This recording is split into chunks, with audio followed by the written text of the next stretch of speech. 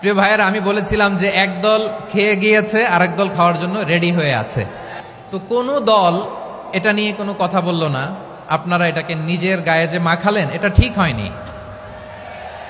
আর এই জাতীয় বার্তা যখন আমরা দেই, তখন যদি আপনি বলেন যে পারলে রাজনীতিতে আসেন, পারলে দল করে দেখান, এটা হইল?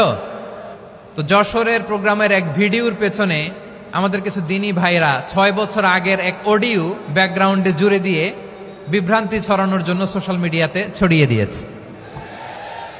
তো তাদের প্রতিও আমাদের কোনো রাগ নাই, ক্ষোভ নাই। তারা হয়তো দিনই তাকাদা থেকেই করেছে। বিশাল মাঠ, আমি তো বাংলাদেশের অলমোস্ট অধিকাংশ জেলায় গিয়েছি। এই এমসি কলেজের ময়দানের মতো মাঠ আমার চোখে আর পড়ে নাই বাংলাদেশ।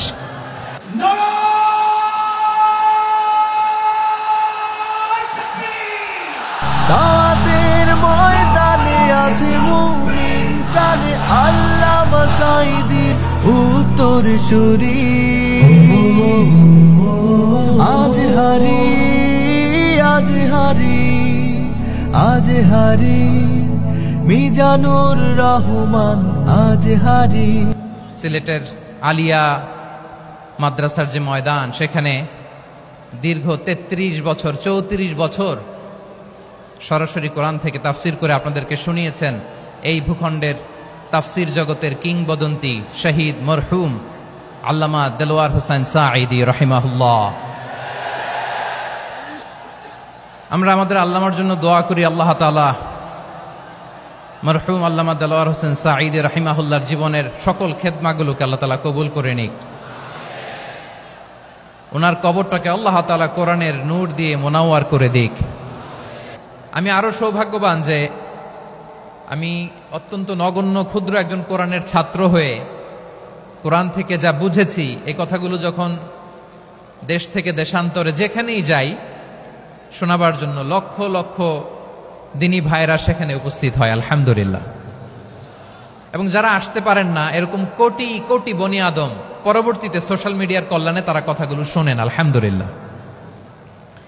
আবার এমনও অনেক আছে যারা আমাদেরকে পছন্দ করেন না, তারাও ডায়েরি খাতা কলম নিয়ে, মোবাইল নিয়ে, ল্যাপটপ খুলে আমাদের আলোচনা শোনেন।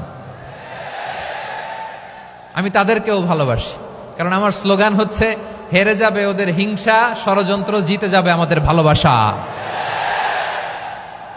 যারা আমাদের বিরোধিতা করে, আমাদের ব্যাপারে ঘৃণা ছড়ায়, তাদের জন্য আমাদের বুক ভরা দরদ আর ভালোবাসা আছে না নাই? কারণ ভালোবাসা দিয়ে যা জয় করা যায়, কঠোরতা দিয়ে তা পারা যায় না। তো যারা বিরোধিতার জন্য আমাদের আলোচনা শোনেন, তাদেরকেও ওয়েলকাম। যারা আমাদের আলোচনা আউট অফ কনটেক্সট নিয়ে এক জায়গার মাথা আর এক জায়গার লেজ জুড়ে দেন, তাদেরকেও ওয়েলকাম। গত সপ্তাহে আপনারা জানেন খুলনা বিভাগের প্রোগ্রাম আমি দিয়েছিলাম যশোরে আদ্দিন ফাউন্ডেশনের উদ্যোগে। তো যশোরের প্রোগ্রামের এক ভিডিওর পেছনে আমাদের কিছু দিনী ভাইরা 6 বছর আগের এক অডিও ব্যাকগ্রাউন্ডে জুড়ে দিয়ে বিভ্রান্তি ছড়ানোর জন্য সোশ্যাল মিডিয়াতে ছড়িয়ে দিয়েছে। তো তাদের প্রতিও আমাদের কোনো রাগ নাই, ক্ষোভ নাই। তারা হয়তো দিনই তাকাদা থেকেই করেছে, কিন্তু তারা হয়তো বুঝতে পারে নাই এই যে রিসেন্ট আলোচনার ভিডিওর পেছনে 6 বছর আগের অডিও জুড়ে দেওয়া, এটাকে বাংলায় বলে প্রতারণা। কি বলে? প্রতারণা, ধোঁকাবাজি। এখনকার আলোচনার ভিডিও আর ব্যাকগ্রাউন্ডে এডিট করে লাগিয়েছে 6 বছর আগের অডিও। এটারে প্রতারণা বলে, ধোঁকাবাজি বলে। আর বিশ্বনবী বলেন, মান গাশশানা ফালাইসা মিন্না, the person who deceives us he is not among us. যে আমাদেরকে ধোঁকা দেয়, সে আমাদের অন্তর্ভুক্ত নয়। তো বিশ্বনবীর এই হাদিস তারা মনে রাখে না। তো এই জন্য শুধু বিশ্বনবীর প্রতি সাল্লাল্লাহু আলাইহি ওয়াসাল্লামের প্রতি সেরেফ ভালোবাসা আপনাকে বাঁচাতে পারবে না যদি বিশ্বনবীর আদর্শ আপনি গ্রহণ না করেন। তার জলজান্ত প্রমাণ, আবু তালেব বিশ্বনবীকে অনেক ভালোবেসেছেন আলাইহিস সালাতু ওয়াসসালাম। পলিটিক্যাল শেল্টার, ফিনান্সিয়াল শেল্টার, সব ধরনের শেল্টার তিনি দিয়েছেন, কিন্তু বিশ্বনবীর আদর্শ মানেন নাই।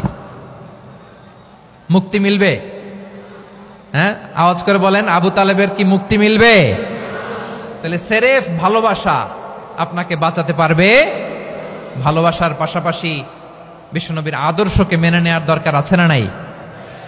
তো যারা এই সমস্ত কাজ করেন আমাদের ভাইয়েরা, তাদের জন্য আল্লাহ তাআলার কাছে আমরা হেদায়েতের দোয়া করি।